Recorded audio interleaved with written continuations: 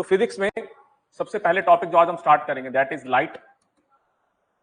फिर इसके बाद हम मूव करेंगे ह्यूमन आई के ऊपर। फिर उसके बाद हम चलेंगे स्पेस से रिलेटेड न्यूज के ऊपर और स्पेस टेक्नोलॉजी के ऊपर, राइट। तो चलो लेट्स स्टार्ट विद लाइट। देखो लाइट है क्या, ठीक है ना। It is visible part of electromagnetic spectrum.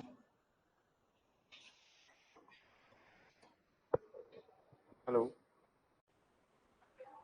Good evening Rahul.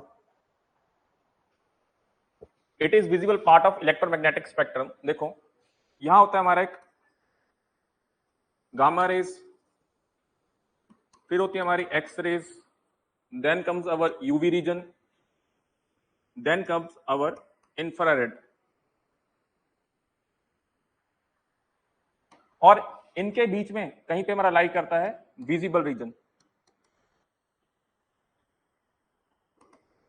Visible region वो है जो हम देख पाते हैं, अपने सराउंडिंग्स को देख पा रहे हैं, जितने भी कलर्स देख पा रहे हैं वो लाई करते हैं विजिबल रीजन में, राइट। तो जैसे हमें पता है विब ग्योर, ठीक है ना। विजिबल रीजन हमारा लाई करता है 400 नैनोमीटर से अप्रोक्सीमेटली 700 नैनोमीटर तक, राइट। रेड की सबसे ज्यादा वेवलेंथ होती है और वायलेट की सबसे कम विजिबल रीजन में, राइट। यही हमें रेनबो में यही कलर दिखते हैं, विब ग्योर।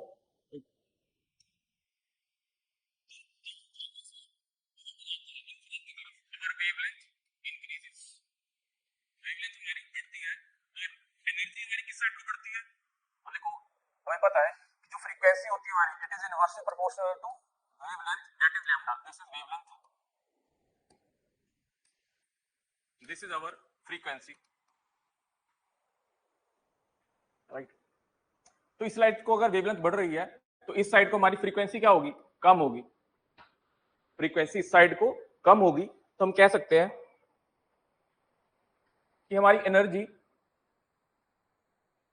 इस साइड को क्या होगी, कम होगी। क्लियर। ये थोड़ा फास्ट ट्रैक में होगा, ठीक है ना। ये कंप्लीट कर चुके हैं हम, इसको दोबारा मैं रिवाइज करवा रहा हूं। तो चलो सबसे पहले आता है हमारा लॉ ऑफ रिफ्लेक्शन। देखो सबसे पहले रिफ्लेक्शन होता क्या है, जब एक रे of light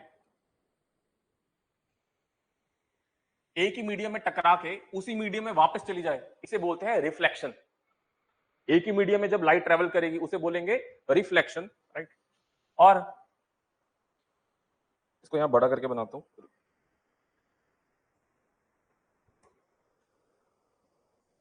C this is our mirror और ये रही हमारी एक रे of light and this is our normal. तो लॉ ऑफ रिफ्लेक्शन क्या कहता है, लॉ ऑफ रिफ्लेक्शन क्या कहता है कि जो हमारी एंगल ऑफ इंसिडेंस होगा और एंगल ऑफ रिफ्लेक्शन होगा ये दोनों सेम होंगे। और ये जो रे गिर रही है मिरर के ऊपर गिर रही है इसे बोलते हैं इंसिडेंट रे, और जो टकरा के वापस जा रही है इसे बोलते हैं रिफ्लेक्टेड रे। और ये डॉटेड बीच में this is normal, hypothetical line normal. तो हमारा लॉ ऑफ रिफ्लेक्शन क्या कहता है, फर्स्ट पॉइंट कि जो हमारा एंगल आई है, जो एंगल आई है is equal to angle r. और सेकंड क्या कहता है, incident ray normal and reflected ray all lie in same plane। अब देखो ये बोर्ड को एक प्लेन मान ले तो इंसिडेंट रे भी इसी में लाई कर रही है, रिफ्लेक्टेड रे भी इसी में लाई कर रही है और हमारी नॉर्मल भी इसी में लाई कर रही है। ये है हमारा law of reflection. Angle i is equal to angle r, ये दोनों एंगल्स इक्वल होंगे, राइट। चलो next let's study a plane mirror. हमने रिफ्लेक्शन देख लिया, नेक्स्ट इज प्लेन मिरर। अब देखो प्लेन मिरर से रिलेटेड कुछ फैक्ट्स हैं जो मैं पेपर में आते हैं वही पढ़ने हैं हमने।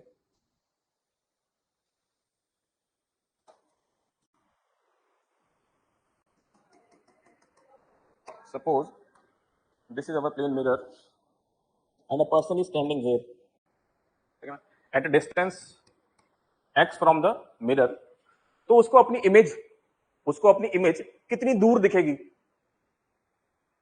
एक पर्सन को अपनी इमेज, हम शीशा देखते हैं, ठीक है ना, ड्रेसिंग जो होता है टेबल उस पर लगा हुआ है ना, तो हमारी इमेज हमें कितनी दूर दिखती है उसमें, right? Image is at the same depth, जितना तुम मिरर से दूर हो उतनी ही तुम्हारी इमेज डेप्थ में होगी, यानी कि एक्स डिस्टेंस पे तुम्हारी क्या बनेगी? एक इमेज बनेगी। अब मैंने ये डॉटेड क्यों बनाई है? Because image obtained in this case is virtual, erect and laterally inverted. देखो वर्चुअली का मतलब क्या है? वर्चुअल क्या होती है? जब हमें अपीयर हो, ठीक है ना, देखो जितनी भी वर्चुअल इमेजेस है ये तुम्हें मिरर और लेंसेज में ही दिखती हैं। जितनी भी वर्चुअल इमेजेस है ये हमें मिरर में ही दिखेंगी, राइट? इन्हें हम स्क्रीन के ऊपर ऑब्टेन नहीं कर सकते। जो रियल इमेज होती है वो स्क्रीन के ऊपर ऑब्टेन होती है, और जो वर्चुअल इमेज होती है वो हमें मिरर और लेंस के बीच में ही दिखती है। तो तुम जब शीशे में देखते हो तुम्हें उसमें अपनी इमेज दिखती है, तो यानी कि वो कैसी है? वर्चुअल इमेज है, राइट? अब कंफ्यूजन कहां होती है? What is laterally inverted? Laterally inverted क्या है? हम मिरर के सामने खड़े होंगे, ठीक है ना, अगर मैं अपना लेफ्ट हैंड ऊपर करूं, ठीक है ना, तो मिरर की साइड से क्या लगेगा कि मेरा राइट हैंड ऊपर हुआ है। इसे बोलते हैं लेटरली इन्वर्टेड होना, राइट? और जितनी दूर ऑब्जेक्ट है इमेज भी उतनी डेप्थ पे बनेगी अंदर, राइट? और सेम साइज की बनेगी, सेम साइज की बनेगी, ठीक है ना। If your height is h, तो इमेज की हाइट भी कितनी होगी? h। और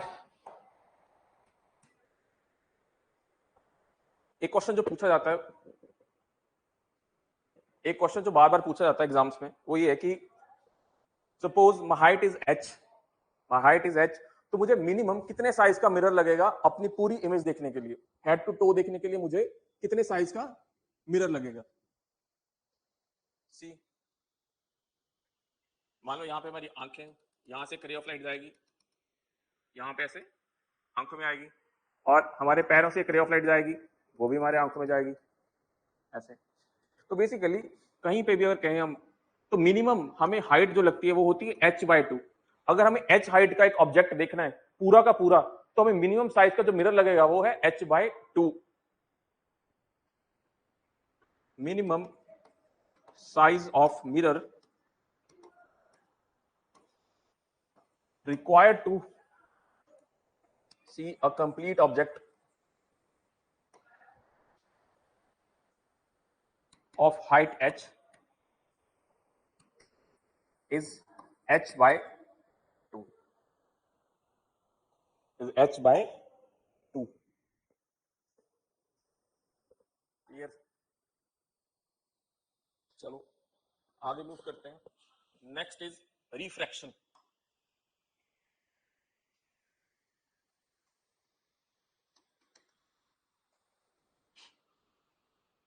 तो व्हाट इज रिफ्रैक्शन? रिफ्लेक्शन हमने देख लिया, एक रे ऑफ लाइट आई थी, एक ही मीडियम में टकरा गई, उसी में मीडियम में वापस चली गई थी। अब रिफ्रैक्शन में क्या होता है?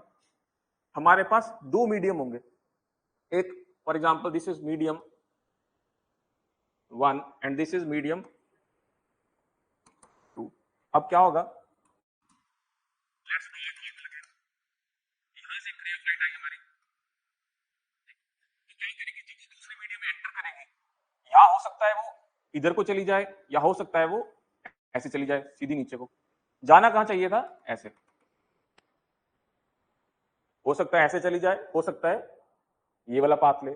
अब ये किसके ऊपर डिपेंड करता है? ये पाथ किस पे डिपेंड करते हैं? ये डिपेंड करते हैं refractive index of medium, depends upon the refractive index of medium. Refractive index क्या होता है? जनरेटेड बाय n, और म्यू से रिलेट करते हैं कुछ बुक्स में। It is speed of light in vacuum upon speed of light in a particular medium.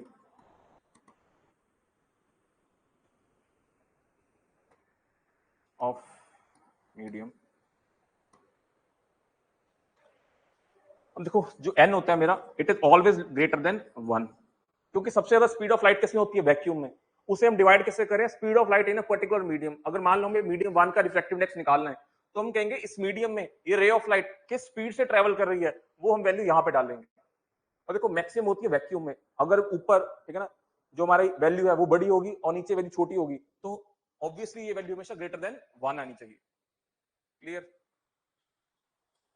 अब देखो जितना ज्यादा वैल्यू ऑफ n है, जितना ज्यादा वैल्यू ऑफ n होगा, हम बोलेंगे मीडियम उतना ही ज्यादा डेंस है।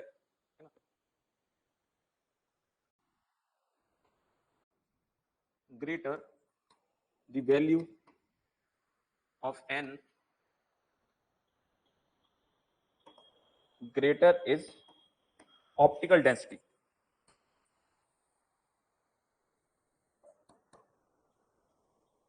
ठीक, अगर मान लो बाय चांस ये मीडियम हमारा रेयर है, रेयर मीडियम, और ये हमारा डेंसर मीडियम है, तो रे ऑफ लाइट कैसे ट्रेवल करेगी?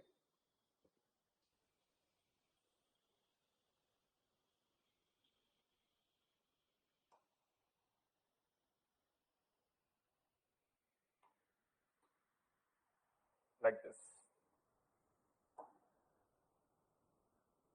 यानी कि जो हमारी रे ऑफ लाइट है, it will shift towards the normal, it will shift towards the normal, shift towards normal. वही अगर केस हमारा उल्टा होता और जो रे ऑफ लाइट है वो डेंसर से रेयर में आती, तो क्या होता? इट शुड हैव जाना उसे ऐसे चाहिए था, बट जाएगी कैसे? ऐसे, away from the normal. This is away from normal. अब इसमें कुछ एंगल्स हैं, वो स्टडी करने हमने। First of all, this angle is I, still angle of incidence, and this angle, now this angle R is angle of reflection, sorry, angle of refraction, angle of refraction, and this is angle of incidence. Clear?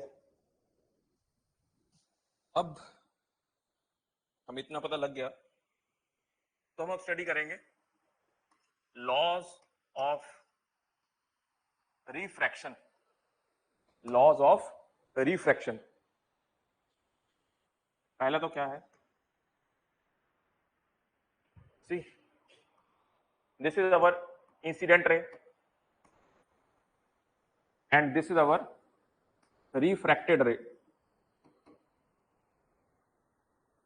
Law of refraction क्या कहता है? The incident ray, normal, and refracted ray all lie in.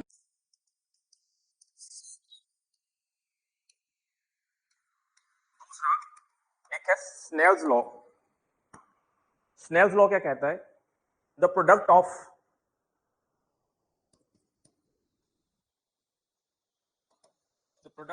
refractive index and sine of angle in it is constant. अब कहने का मतलब क्या है?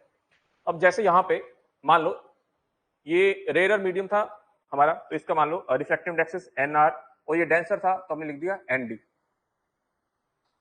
अब देखो इस मीडियम में, जहां पे हमारा डेंसर मीडियम है, उसमें एंगल क्या है हमारा? कॉरस्पॉन्डिंग एंगल I, और जो हमारा रेयर मीडियम है उसमें एंगल कौन सा है? Angle R।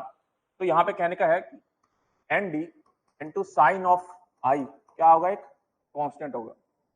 और अब इस मीडियम में आ जाए तो NR इंटू इसके corresponding angle sine R is constant, यानी कि दोनों वैल्यूज सेम होंगी, कांस्टेंट रहेंगी for a particular colour, particular wavelength. तो स्नेल्स लॉ कहेगा एन डी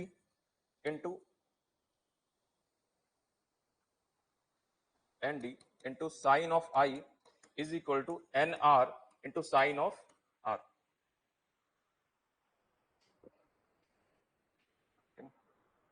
और ऐसा भी हो सकता है जैसा पिछला केस था हमारा, यहां पे क्या था, ये एंगल आई था और ये एंगल हमारा आर था। तो इस केस में क्या होगा, मान लो this is N R, this is N D, तो इस केस में होगा N are into sine of I is equal to N D into sine of R. ये हमारा स्नेल्स लॉ है, रिफ्रैक्शन के लिए वैलिड है।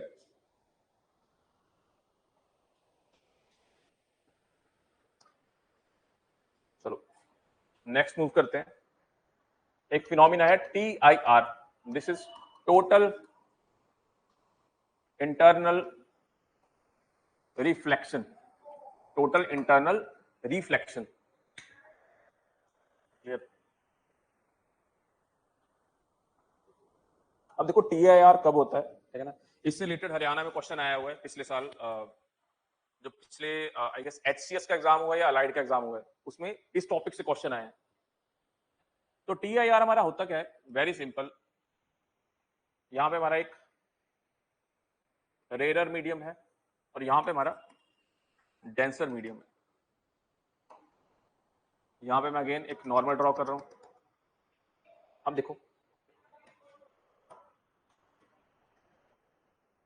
जब मेरी रे ऑफ लाइट यहां पे ट्रेवल कर रही है, तो जैसे ही वो रेयर मीडियम में जाएगी, तो क्या करेगी, away from the normal shift होगी। ये कहीं जाएगी, जाना इसे ऐसे चाहिए था, पर जाएगी कैसे, इस side. This is angle I1, I से। फिर क्या होगा, अगर मैं इस एंगल को और बढ़ा दूं, लेट्स से मैंने एंगल कर दिया I2, तब ये और बेंड हो जाएगी कहीं यहाँ पे। अगर मैं इसे और बढ़ा दूं I2 को, लेट्स से मैंने इसे और बढ़ा दिया, तो क्या होगा, ये रे ऑफ लाइट जो इंटरफेस है दोनों मीडियम का, ये जो लाइन थी, ये क्या बता रही है, इंटरफेस बता रही है, यानी कि दो मीडियम को सेपरेट कर रही थी, रेयर मीडियम को और डेंसर मीडियम को। तो रे ऑफ लाइट मेरी इंटरफेस के अलॉन्ग ही ट्रेवल करती हुई निकल जाएगी। अब यहां पे इस एंगल को क्या बोलेंगे, क्रिटिकल एंगल IC, ठीक है ना, दिस इज क्रिटिकल एंगल। अब देखो क्रिटिकल एंगल तक रिफ्रैक्शन हमारी हो रही है, क्रिटिकल एंगल तक हमारी रिफ्रैक्शन हो रही है। Up to this point law of refraction यानी कि स्नेल्स लॉ हमारा वैलिड है, आर वैलिड। अब जैसे ही मैं इस एंगल से आगे जाऊंगा, जैसे ही मैं इस एंगल से हल्का सा भी आगे गया, तो क्या होगा, रे ऑफ लाइट दूसरे मीडियम के में जाने की बजाय उसी मीडियम में वापस आ जाएगी।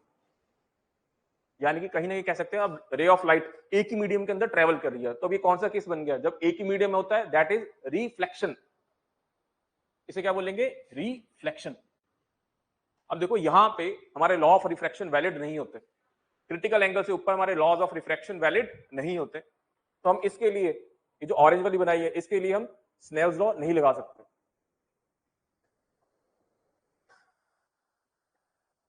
चलो कंडीशंस फॉर TIR,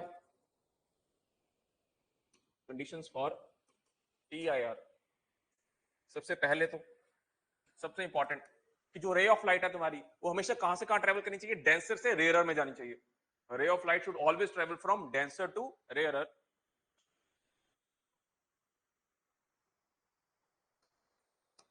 रे ऑफ लाइट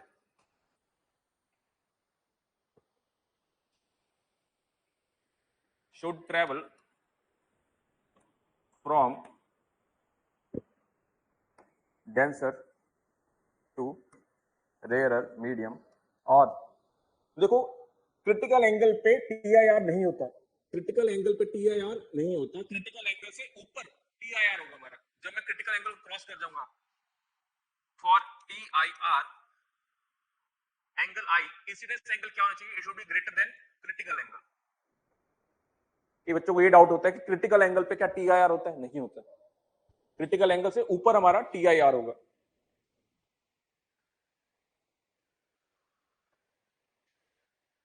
क्लियर? अब जो क्वेश्चन आया था it was related to application.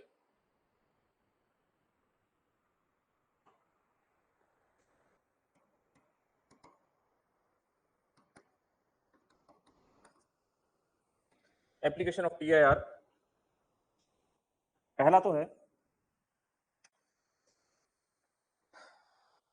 For polishing diamonds. अब देखो जो डायमंड में कीमत होती है वो बेसिकली कहाँ होती है, उसको तराशने में होती है, क्योंकि एक स्पेसिफिक कट्स दिए जाते हैं, स्पेसिफिक एंगल पे दिए जाते हैं ताकि हमारा TIR हो सके और उसके अंदर लाइट जो बाउंस बैक करे तो हमें डायमंड कैसा दिखेगा, बहुत ज्यादा शाइनिंग दिखेगा. तो उसके लिए क्या रिस्पॉन्सिबल होता है, TIR रिस्पॉन्सिबल है डायमंड की शाइन के लिए. Second is in optical cables. In optical cables, तो ऑप्टिकल केबल्स में क्या होता है हमारा,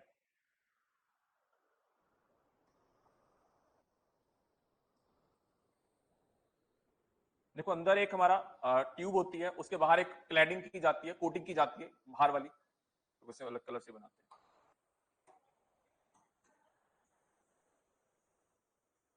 this is cladding.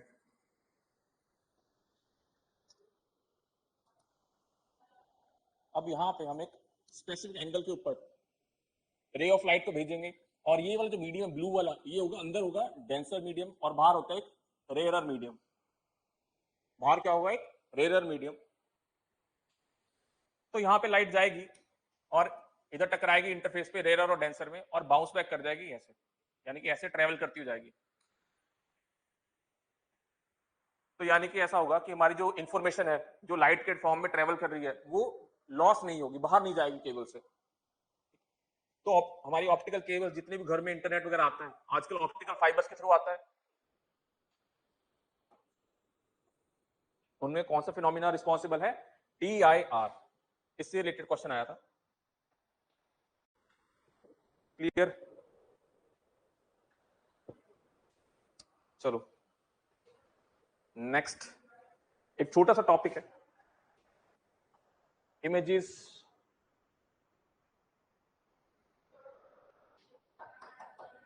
number of images formed by a combination of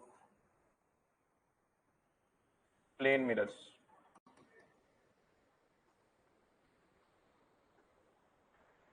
देखो इसका फॉर्मूला क्या होता है हमारा, it is 360 degree by theta. क्या है थीटा, मान लो हमारी एक मिरर ऐसे पड़ी है और एक मिरर हमारी ऐसे पड़ी and this angle is theta. तो ऑब्जेक्ट को मैं यहां पे कहीं पे रख देता हूं तो हमारी कितनी इमेजेस बनेंगी, वो हमें ये फॉर्मूला देगा. अब इसमें एक सिमेट्री भी होती है, एसिमेट्री भी होती है, उस इतनी डेप्थ में नहीं जाएंगे, ठीक है ना. We will restrict ourselves to examination point of view. अब देखो अगर 360 बाय थीटा करने पे वैल्यू इवन आ गई और 360 बाय थीटा करने में वैल्यू एक ऑड आ सकती है. अगर ये इवन आई तो -1 कर देंगे नंबर ऑफ इमेजेस निकालने के लिए. 360 बाय थीटा -1 करेंगे और अगर ऑड होंगी, अगर आंसर हमारा यहां पे ऑड आया तो हम डायरेक्टली वही लिख देंगे, that is 360 degree by theta.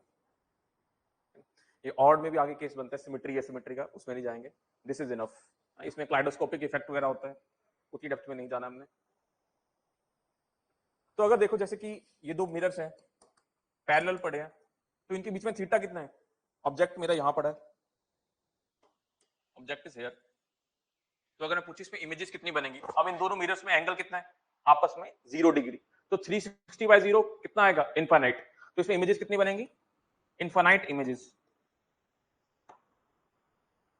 ऐसे हम कुछ भी निकाल सकते हैं. अगर 90 होगा तो 4 आंसर आएगा, 4 - 1 करना पड़ेगा क्योंकि 4 एक इवन नंबर है, तो 4 - 1 आंसर आएगा 3. ठीक है ना. इसका एग्जांपल लिख लेते हैं.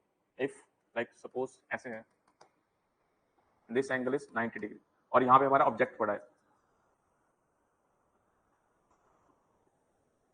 इसका आंसर कितना आएगा 360 डिग्री बाय 90 डिग्री. ये आना चाहिए 4, बट 4 नहीं होगा क्योंकि 4 एक इवन नंबर है, इसमें से हम -1 करेंगे.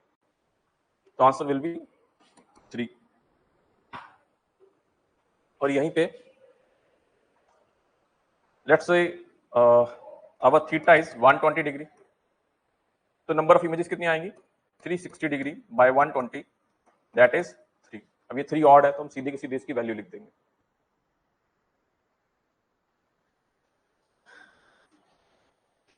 डन।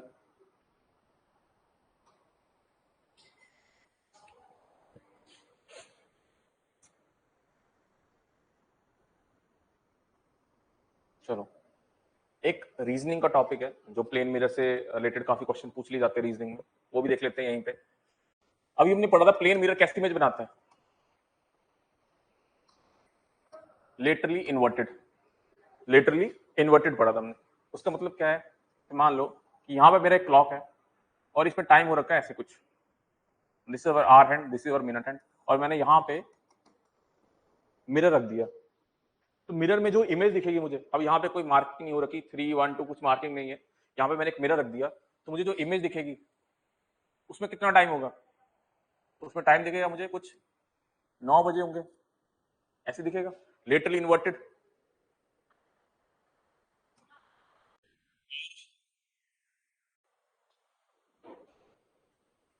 अगर हमारा यहाँ पे टाइम हो रखा है 2 बजे है और यहाँ पे मैंने मिरर लगा दिया, तो मुझे इमेज कैसी दिखेगी, कुछ ऐसा टाइम हो रखा होगा,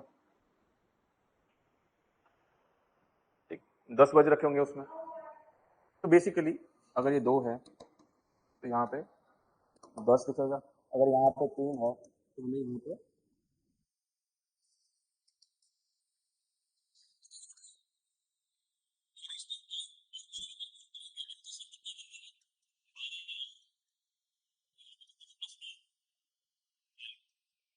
लिख सकता हूँ 11:60। यहां तक तो सिंपल है, ये तो कोई भी बना लेगा। दिक्कत कहाँ आती है हमें क्वेश्चंस में, जब टाइम हमें दिया है फॉर एग्जांपल से 248 दे रखा है, टाइम इज 248, पूछ ले इसकी मिरर इमेज बताओ कितना टाइम दिखाएगी, तो हमें कैसे करना है, हमें पता है कि अगर मैं 12 में से 9 कम कर दूं, इस 12 में से 9 कम कर दूं, आंसर मेरा 3 आएगा। इस 12 में से अगर मैं 10 कम कर दूं, टाइम मेरा 2 आ जाएगा। तो वही 11:60 में से अगर मैं 248 कम कर दूं, तो मिरर इमेज का टाइम आना चाहिए। This is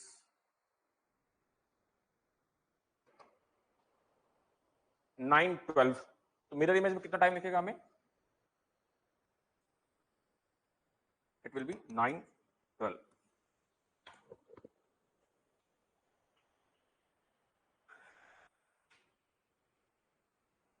done.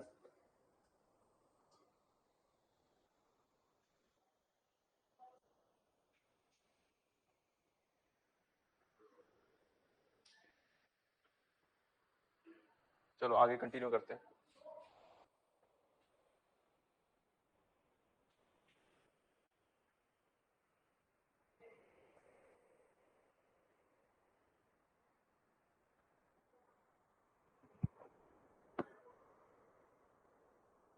अच्छा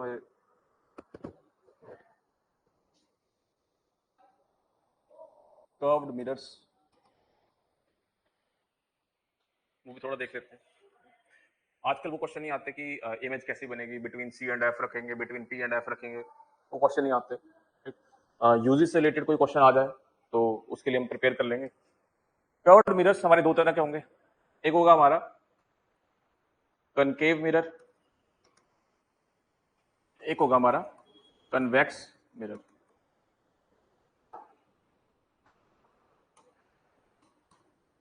कैसा होगा, बेसिकली रिफ्लेक्टिंग सरफेस हमारी बाहर की तरफ है, रिफ्लेक्टिंग सरफेस हमारी बाहर की तरफ है, और इसमें क्या होगा,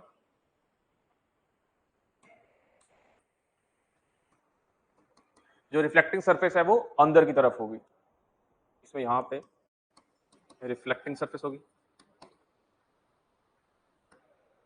और यहाँ पे हमारी होगी बाहर पे रिफ्लेक्टिंग सरफेस।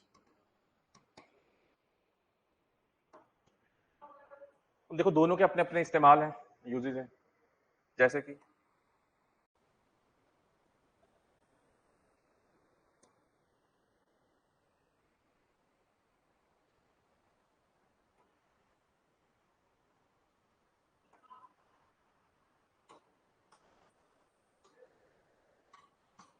तो कनकेव मिरर के यूजेस क्या क्या है? नंबर 1 तो torches, headlights of vehicles, torches, headlights, makeup mirror, dentist mirror, जो डेंटिस्ट इस्तेमाल करते हैं तुम्हारे दांतों में देखने के लिए, या शेविंग मिरर बोल देते हैं इसे। तो ये सब इस्तेमाल है कनकेव मिरर के। और है इसका टेलीस्कोप्स, टेलीस्कोप में भी कनकेव मिरर इस्तेमाल किया जाता है। जैसे मान लो कि दिस इज योर टेलीस्कोप, तो यहाँ पे हम एक ऐसे कनकेव मिरर लगा के रखेंगे। तो मान लो जैसे स्टार से किसी से रे ऑफ लाइट आ रही है, प्लेनेट से आ रही है, तो यहाँ पे टकराएगी और इस साइड को कन्वर्ज होगी। यहाँ पे हम एक लगा के रखेंगे एक प्लेन मिरर, इससे रे ऑफ लाइट इस साइड को जाएंगी और यहाँ पे हम होंगे आईपीस से देख रहे थे। तो टेलीस्कोप्स में भी कौन सा इस्तेमाल होता है? कनकेव मिरर, है ना कहीं ये जो हमारी ऑप्टिकल एबरेशंस होती हैं उनको अवॉइड करने में हेल्प करता है कनकेव मिरर। कन्वेक्स मिरर का इस्तेमाल कुछ लिमिटेड है, जैसे कि रियर व्यू मिरर,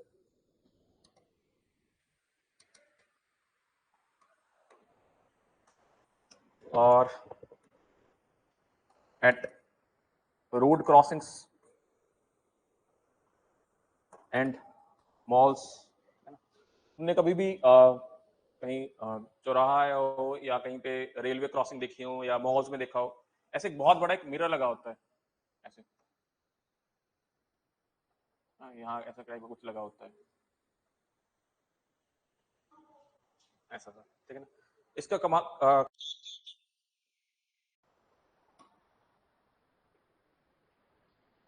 देखो ये हेल्प करेगा तुम्हें, बहुत बड़ा एक फील्ड ऑफ व्यू प्रोवाइड करेगा। बहुत सारी चीजें तुम्हें एक मिरर में दिख जाएंगी, बहुत सारी चीजें तुम्हें एक ही मिरर में दिख जाएगी। तुम बहुत दूर तक देख पाओगे कि क्या हो रहा है आसपास, सराउंडिंग में क्या है ना। अगर गाड़ी तेज चला रहे हो तो तुम्हें दिख जाएगा कि दूसरी साइड से कोई आ रहा है, तो तुम स्लो कर लोगे। तो इसका इस्तेमाल इसके लिए होता है। और रियर व्यू मिरर के लिए, अब देखो रियर व्यू मिरर में क्या होता है, तुम्हें जब भी तुम रियर व्यू मिरर में देखोगे, तुम्हें पीछे जितनी भी गाड़ियां या कुछ भी आ रहा है वो तुम्हें उसी में इतने छोटे से मिरर में दिख जाएगा। तो इसके छोटे से मिरर में फील्ड ऑफ व्यू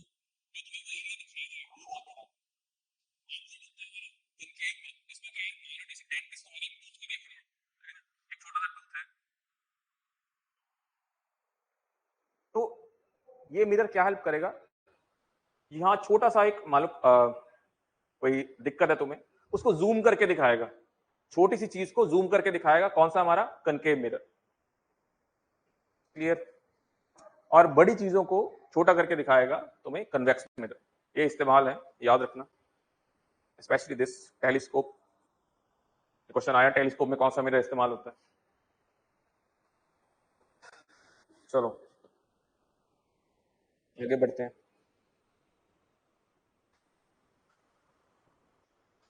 और एक होता है मिरर फॉर्मूला, एक होता है हमारा लेंस फॉर्मूला।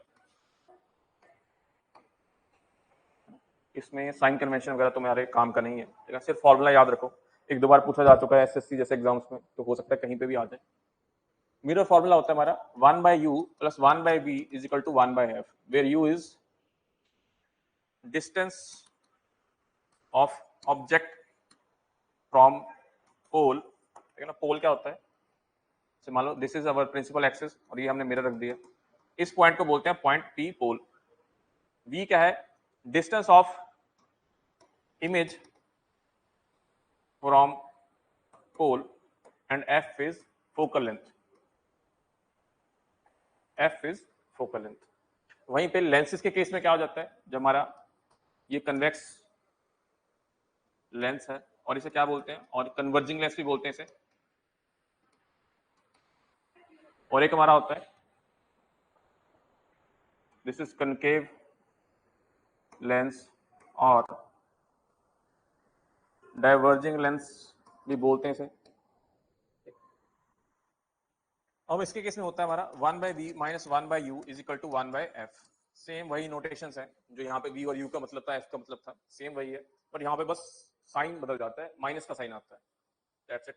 ये बस फॉर्मूला सीधा याद रखना, माइनस का साइन आएगा तो तुम्हें पता लग जाएगा इट इज लेंस फॉर्मूला, अगर पॉजिटिव है तो then it is mirror formula.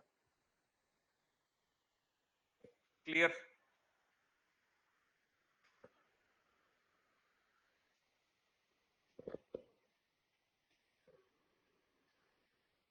Mirror formula कर लिया हमने।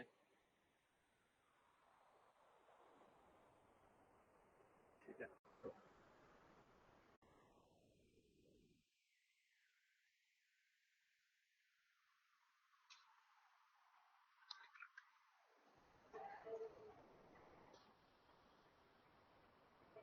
मिरर फॉर्मूला हो गया हमारा। Okay, next is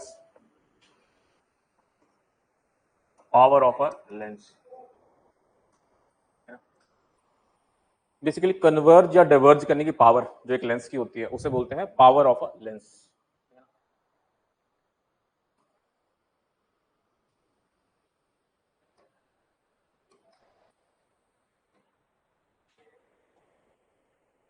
to converge और डाइवर्ज अरे उसे बोलते हैं पावर ऑफ अ लेंस। और सबसे जरूरी है इसकी जो एसआई यूनिट्स हैं, that is dioptre, it is dioptre. तो अगर तुम्हें पूछ ले power of a lens is related by d, it is equal to 1 by f, 1 by focal length।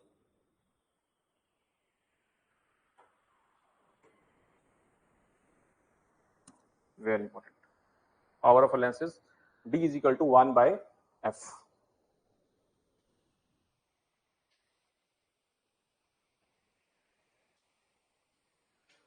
Next is phenomena होता है स्कैटरिंग।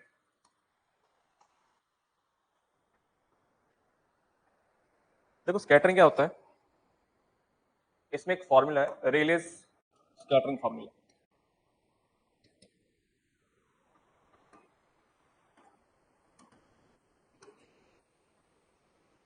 ये क्या कहता है कि scattering is inversely proportional to wavelength की पावर 4। यानी कि जितनी ज्यादा वेवलेंथ होगी, जितनी ज्यादा वेवलेंथ होगी उतना कोई भी कलर कम स्कैटर करेगा। और हमने अभी देखा था विबग्योर, हमने ऐसे बनाया था विबग्योर, इसमें देखा था इस साइड को जाते हुए हमारी वेवलेंथ बढ़ती है ना, अप्रोक्सीमेटली 700 न्यूटन नैनोमीटर इस साइड होती है और 400 नैनोमीटर हमारी वॉलेट की होती है। तो विबग्योर में रेड की सबसे ज्यादा वेवलेंथ है, तो अगर वेवलेंथ मैं यहाँ डालूंगा, वेवलेंथ सबसे ज्यादा होगी और उसकी पावर 4, तो यानी कि स्कैटरिंग क्या होनी चाहिए, सबसे कम होनी चाहिए।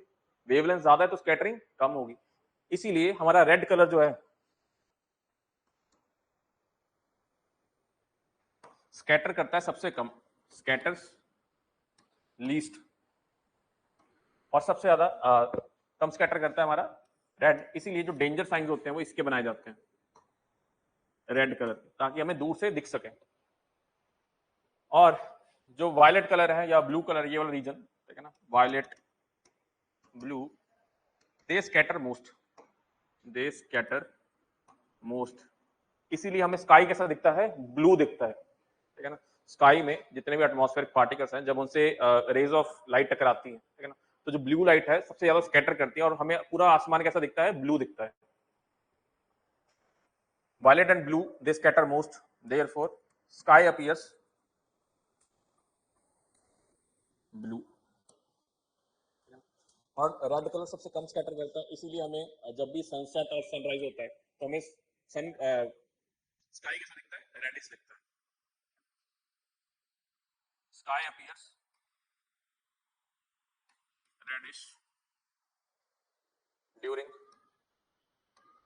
Sunrise and sunset, during sunrise and sunset.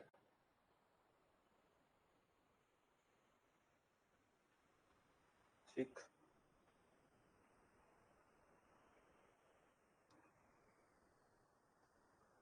चलो let's move to a prism. देखो प्रिज्म क्या होता है, ऐसी कोई भी बॉडी जिसमें बहुत सारी एजेस हैं, और एक मिरर है ऐसा हेक्सागन शेप का, और एक है हमारा ऐसा, जो टिपिकल प्रिज्म हम पढ़ते आ रहे हैं। देखो क्या है, यहाँ से रे ऑफ लाइट आएगी, ठीक है ना, यहाँ पे टकराएगी और इस फेस से निकल जाएगी। तो ये दोनों जो फेसेस हैं, ये कहीं ना कहीं लाइट को ट्रेवल करने में हेल्प कर रहे हैं, एक ये वाला फेस और एक ये वाला फेस। अब इस केस में भी हो सकता है ऐसे रे ऑफ लाइट आए, यहाँ पे कहीं टकराए और ऐसे निकल जाए। सेम गोज फॉर दिस, ऐसे जाएगी रे ऑफ लाइट, यहाँ गई और ऐसे निकल गई। तो इसमें हमारी ये जो दो सर्फेसिस हैं, एक ये वाली और एक ये वाली, इन दोनों ने कहीं ना कहीं कंट्रीब्यूट किया है पूरे प्रोसेस में। और दो सर्फेसिस, ये वाली जो सर्फेसिस है, इनके बीच में जो भी एंगल होगा उसे बोलते हैं एंगल ऑफ प्रिज्म। अब देखो जैसे ये वाला केस है, अब ये हेक्सागोनल एक तुम्हें प्रिज्म दिख रहा है, इसमें अगर एंगल ए कौन सा होगा, अब देखो ये वाली सरफेस और ये वाली सरफेस कंट्रीब्यूट कर रही है पूरे प्रोसेस में, तो इनको अगर मैं एक्सटेंड कर दूं आगे, तो कहीं ना कहीं ये एंगल ए आएगा, तो this is angle of prism.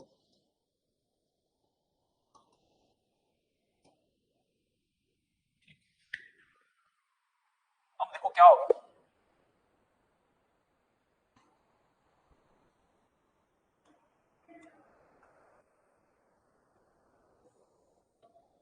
मान लो यहां से हमारी रे of light I white colour की,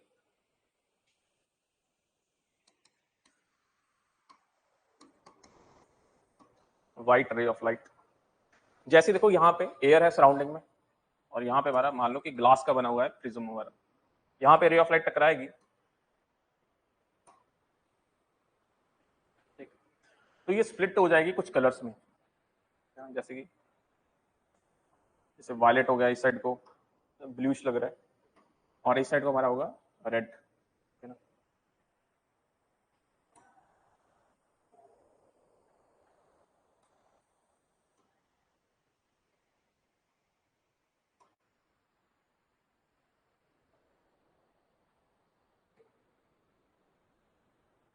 ऐसे ये स्प्लिट हो जाएगी, ठीक, और फिर यहाँ पे निकलेगी जब,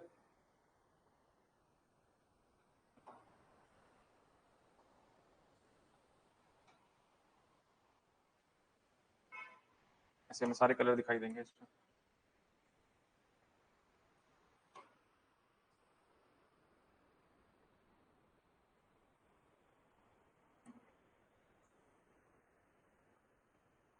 ये जो हमें मिला, this is called VIBGYOR, this is VIBGYOR, इसी को हम क्या बोलते हैं, स्पेक्ट्रम, विजिबल स्पेक्ट्रम। और इस फिनोमिना को, splitting of white light into different colours, इसे बोलते हैं dispersion, this is dispersion, clear, this is our phenomena dispersion. देखो बेसिकली कहीं ना कहीं जो डिस्पर्शन है, ठीक है ना, it is because of refraction, क्योंकि जितने भी ये कलर्स हैं अलग अलग, तुम्हें इस सब की जो वेवलेंथ होती है वो डिफरेंट होती है, ठीक है ना, तो वेवलेंथ डिफरेंट है, तो किसी मीडियम से इनकी ट्रैवल करने की जो स्पीड होगी वो भी डिफरेंट होगी, उसके कारण ये डिफ्लेक्ट करते हैं अपने अपने हिसाब से, जो कलर्स हैं अलग अलग अपने अपने हिसाब से डिफ्लेक्ट करेंगे। देखो उसमें डेरिवेशन वगैरह में नहीं जाएंगे, ये कैसे होता है सब कुछ। और हाँ, एक और बात याद रखना, रिफ्रैक्शन में जब रिफ्रैक्शन होती है तो सब चीजों में चेंज आता है, ठीक है ना, थोड़ा बहुत वेवलेंथ में भी चेंज आएगा और स्पीड में भी चेंज आता है। जब एक लाइट दूसरे मीडियम में जाती है तो स्लो होगी या फास्ट होगी, डिपेंड करता है कि वो डेंसर मीडियम है या रेयर मीडियम है। रिफ्लेक्शन रिफ्रैक्शन में एक चीज जो चेंज नहीं होती, दैट इज फ्रीक्वेंसी। जब लाइट एक मीडियम से दूसरे मीडियम में जाएगी तो उसकी सिर्फ फ्रीक्वेंसी चेंज नहीं होती, frequency never changes, frequency change नहीं करती।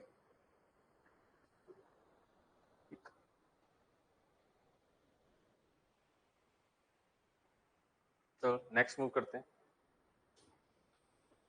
रेनबो। देखो रेनबोज हमारे दो तरह के होते हैं, एक इज प्राइमरी रेनबो, एक होता है हमारा सेकेंडरी रेनबो।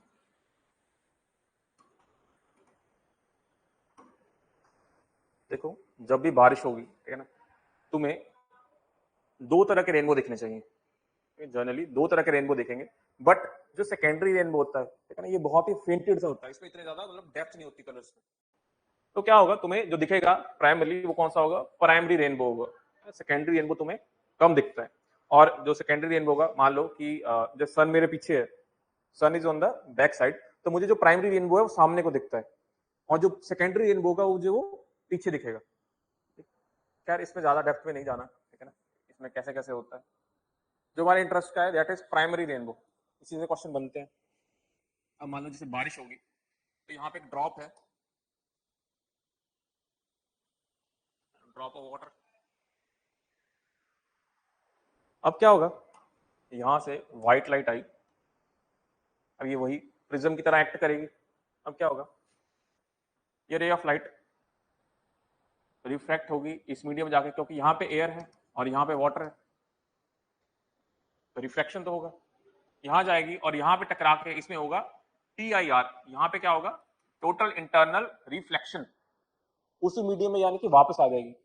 तो जब यहां से बाहर निकलेगी तो तुम्हें कैसे मिलेगी,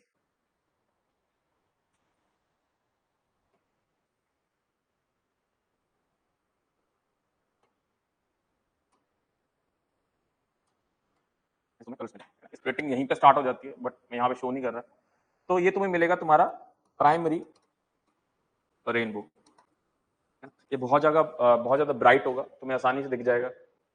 तो अगर प्राइमरी रेनबो का प्रोसेस देखा जाए तो इसमें क्या प्रोसेसेस हो रहे हैं, एक यहाँ पे एक हो रही है रिफ्रैक्शन, क्योंकि मीडियम चेंज हो रहा है। यहाँ पे हो रही है रिफ्लेक्शन, यहाँ पे हो रही है TIR रिफ्लेक्शन, और यहाँ पे अगेन क्या होगी हमारी रिफ्रैक्शन। तो यानी कि टोटल प्राइमरी रेनबो में हमारे क्या प्रोसेसेस हो रहे हैं, दो हुए हमारे रिफ्रैक्शन, प्लस एक हुआ हमारा TIR, that is total internal reflection.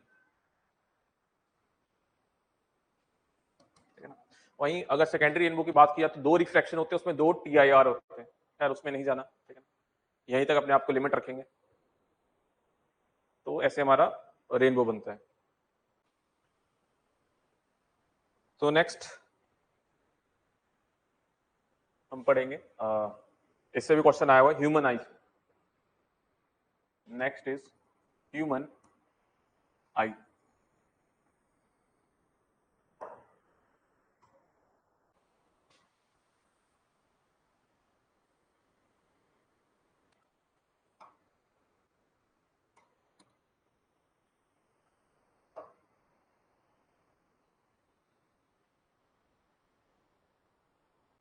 सी, ये हमारा होता है कॉर्निया, जो आउटर मोस्ट लेयर होती है हमारी, दैट इज कॉर्निया, राइट। उसके बाद अंदर हमारा यहाँ पे होगा lens, that is a convex lens. जो हमारा क्रिस्टलाइन आई का लेंस होता है दैट इज कन्वेक्स लेंस। और यहाँ पे हमारी होती है,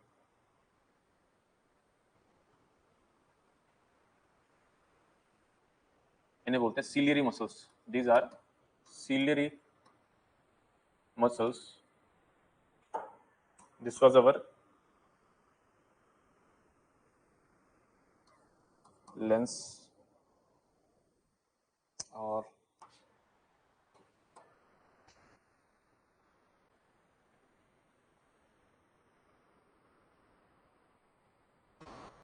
ऑप्टिकल नर्व,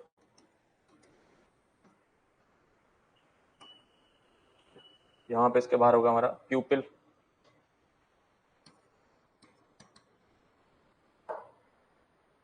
और प्यूपिल के ऊपर हमें यहां मिलेगा ऐसे, दिस इज आइरिस, आइरिस। अब बीच में एक जेली सा मटेरियल होता है ना, विट्रस ह्यूमर वगैरह, उसमें नहीं जाएंगे। अब देखो क्या है, इन्हीं से क्वेश्चन पूछे जाते हैं। जो कॉर्निया होता है, कॉर्निया हमारे आंख का आउटर मोस्ट लेयर होती है, कॉर्निया होती है हमारे आंख की आउटर मोस्ट लेयर। तो में जो मेजर चंक ऑफ रिफ्रैक्शन होती है, ये में जो लाइट ट्रेवल कर रही है,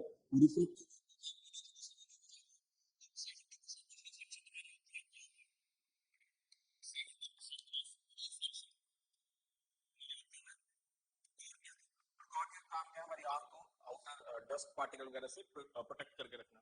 उसके बाद हमारा आता है आइरिस। अब आइरिस क्या है, जो तुम्हारी आंख में, ठीक है ना, आसपास कलर है, उसे बोलते हैं आइरिस। और जो बीच में एक ब्लैक सा पोर्शन होता है उसे बोलते हैं प्यूपिल। अब ये काम करता है, क्या करता है, इनवॉलंटरली काम करता है। यानी कि अगर मान लो मैं आंखों के सामने एक टॉर्च रख लूं तो बहुत ज्यादा लाइट आ रही है, ठीक है ना, तो मेरा ब्रेन क्या खुद ब खुद ही से सिग्नल देगा कि छोटे हो जाओ, बंद हो जाओ, ताकि कम से कम लाइट मेरी आंख में ट्रेवल कर सके, ठीक है ना। तो जो आइरिस होती है वो कहीं ना कहीं प्यूपिल के साइज को कंट्रोल करती है। आइरिस क्या करती है, प्यूपिल के साइज को कंट्रोल करती है, रेगुलेट्स द साइज ऑफ प्यूपिल। फिर देखो रिफ्रैक्शन यहां पे ही होगी 70%, तो लेंस का क्या काम रहा, लेंस का काम है सिर्फ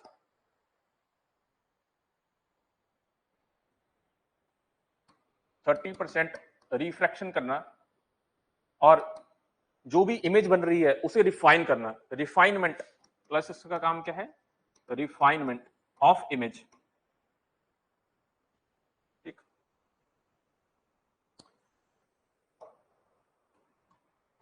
देखो यहां से मालिक, और ये वाली जो सरफेस है अंदर की तरफ, इसे बोलते हैं retina, this is your retina, ठीक है ना। जो रेटिना होता है इसमें क्या होते हैं, फोटो रिसेप्टर्स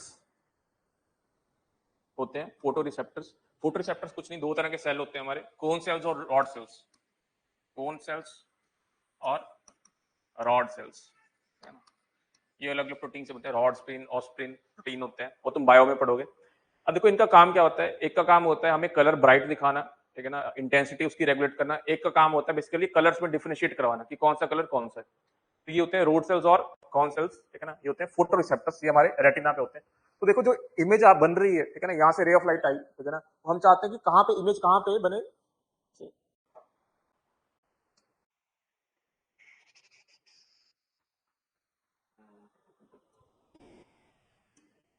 हम चाहते हैं बिल्कुल हमारे रेटिना पे इमेज बने, है ना। इमेज कहाँ बननी चाहिए, हमारे रेटिना पे। तभी हमारी ऑप्टिकल नर्व्स जो है आगे वो सिग्नल कहाँ लेकर जाती हैं, ब्रेन तक, ठीक है ना। फिर ब्रेन उसे प्रोसेस करता है कि क्या सिग्नल आया मेरे पास, और हमें एक इमेज दिखाई देती है, ठीक। चलो अब हमें ये तो पता चल गया कि एक परफेक्टली हेल्दी आई कैसी होनी चाहिए। अब हम देखेंगे कि डिफेक्ट्स क्या क्या होते हैं ह्यूमन आई में।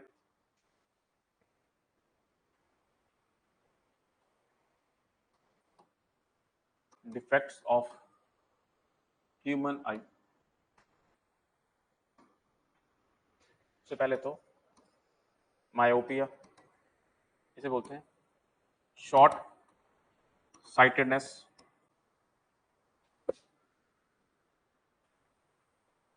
अच्छा, एक मिनट, ये करने से पहले एक और चीज समझ लो, near point and far point of eye. देखो नियर पॉइंट क्या है, it is least distance of distinct vision, least distance of distinct vision. देखो जो बेसिकली कहीं ना कहीं सिलरी मसल्स थी पीछे, ये सिलरी मसल्स, ये कहीं ना कहीं जो कर्वेचर है हमारे लेंस का उसको रेगुलेट करती है। यहां लिख देता हूं, regulate the focal length of lens, ठीक है ना। कभी फोकल लेंथ बढ़ेगी, कभी फोकल लेंथ कम होगी। तो देखो क्या है, जैसे मैं ऑब्जेक्ट को एक अपने पास लाता जाऊंगा, ठीक है ना, मेरी जो लेंस की कैपेसिटी है स्ट्रेच होने की या थिक होने की, है ना। जब मैं सबसे पास रखूंगा और मुझे क्लियरली उस चीज को देखना है, तो कम से कम वो डिस्टेंस कितना होना चाहिए, 25 centimetre. It should be 25 centimetre. 25 centimetre पे मुझे कोई भी चीज क्लियरली दिखती है। ऑब्वियसली थोड़ा बहुत तो वेरिएशन होता है हर ह्यूमन आई में, but it is taken as 25 centimetre. इसीलिए कहते हैं कभी अगर पढ़ रहे हो कुछ तो एटलीस्ट डिस्टेंस कितना रखो बुक से अपना, 25 सेंटीमीटर। तो यानी कि हमारी आंख की जो कैपेसिटी है ना, सिलरी मसल्स की जो लेंस को रेगुलेट करने की कैपेसिटी है, वो कहां तक है, सिर्फ 25 सेंटीमीटर तक है। इसके बियॉन्ड सिलरी मसल्स भी इतना काम नहीं कर पाती। देन कम्स अवर फार पॉइंट, कि फार पॉइंट क्या है कि कितनी दूर से दूर मैं किसी चीज को देख सकता हूँ। देखने को तो आसमान में देखो तो मिशन भी दिख जाएगा, तो बेसिकली दूर देखने की कोई लिमिट नहीं है हमारी। अगर एक परफेक्टली ह्यूमन हेल्दी ह्यूमन आई है तो वो इनफाइनाइट तक देख सकती है। तो हमारी ह्यूमन आई का फार कैटरेक्ट क्या होता है? It is infinity, it is infinity. ठीक, अब चलो डिफेक्ट्स पे चलते हैं। Myopia, hypermetropia, then is presbyopia, then is astigmatism, then is cataract, then is glaucoma। फिर जो पूछे जाते हैं वो यही है, ठीक है ना। कभी कभी कैटरेक्ट से पूछ लिया जाता है। कैटरेक्ट क्या होता है? मोतियाबिंद, यानी कि आई के जो लेंस है वो हमारा क्लाउडी सा हो जाएगा, lens gets cloudy with age, तो उसको सर्जरी से रिप्लेस किया जाता है। जो कैटरेक्ट सर्जरी होती है उससे रिप्लेस किया जाता है लेंस को। देखो मायोपिया और शॉर्ट साइटेडनेस क्या है, इसमें बेसिकली हमें कोई भी चीज पास की क्लियरली दिख जाएगी, पास की चीज हमें क्लियरली दिख जाएगी, दूर की चीज हमें नहीं दिखेगी, ठीक है ना। पर्सन कैन सी, इससे क्वेश्चन आया था इस बार हरियाणा के एग्जाम में, तो ये भी इंपॉर्टेंट हो जाता है हमारे लिए। मायोपिया क्या है? Person can see near by objects clearly, दूर का नहीं दिखता, ठीक है ना, बट कांट सी, यानी कि उसका जो फार पॉइंट होता है वो कहीं इन्फिनिटी से हटके पास आ जाता है, उसे इन्फिनिटी तक दूर तक नहीं दिखेगा, कुछ डिस्टेंस तक ही दिखेगा, यानी कि जो फार पॉइंट होता है वो रिड्यूस हो जाता है ह्यूमन आई का, ठीक है ना। Far point gets reduced. तो बेसिकली ये क्यों होता है, ठीक है ना। जनरली अगर हमारा आई बॉल गेट्स इलोंगेटेड, जो हमारा आई बॉल है वो इलोंगेट हो जाए, यानी कि समहाउ, देखो वैसे तो it is approximately I guess 2-3 centimetre हमारी आई बॉल होती है, ठीक है ना, but due to X Y reason हो सकता है उसका साइज वेरी कर जाए, तो आई बॉल गेट्स इलोंगेटेड, या हो सकता है the lens gets excessive curvature और थिक हो जाए, ठीक है ना। फॉर समहाउ किसी रीजन के कारण हमारी जो सिलरी मसल्स हैं वो माल फंक्शन कर दें, और जो हमारा जो लेंस है, ठीक है ना, जो हमने लेंस पकड़ा हुआ सिलरी मसल्स ने उसको थिक कर दें, तो इससे क्या होगा, बेसिकली हमारी फोकल लेंथ जो है वो आई की कम हो जाएगी, और यहाँ पे था, ठीक है, जो इमेज बननी चाहिए थी वो यहाँ पे बननी चाहिए। इमेज कैसी है? यहाँ पे बननी चाहिए रेटिना पे, बट इस केस में क्या होगा, इमेज जो तुम्हारी है वो यहीं बन जाएगी, उससे पहले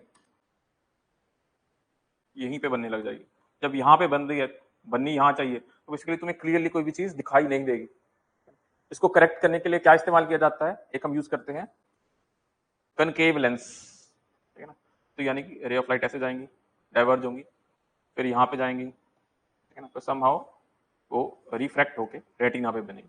तो इसकी करेक्शन क्या है? मायोपिया की करेक्शन है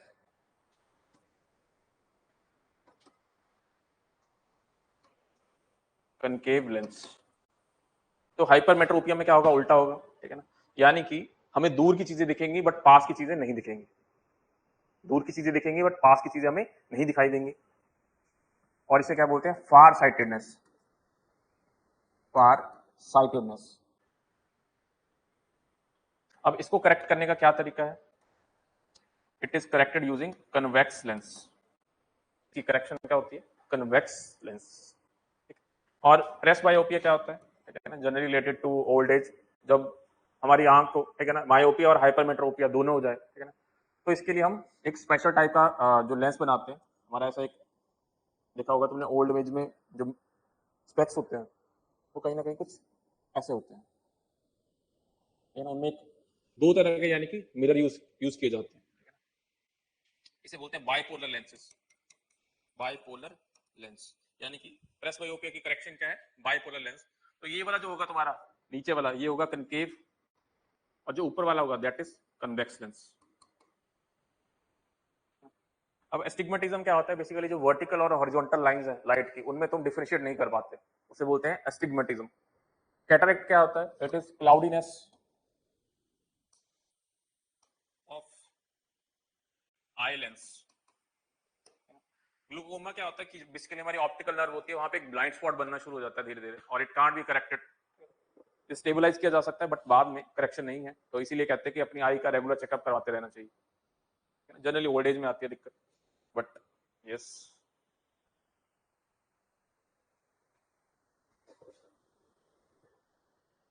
हाइपरमेट्रोपिया में क्या होता है हमारा, the person can see far away objects. ये कब हो सकता है, या तो हमारी आई बॉल जो है वो कहीं ना कहीं श्रिंक कर जाए, या हमारा जो लेंस है, ठीक है ना, उसका फ्लैट हो जाए वो, ठीक है ना, लेंस का यानी कर्वेचर हमारा बहुत कम हो जाए, तो हमारी फोकल लेंथ बहुत ज्यादा बढ़ जाएगी।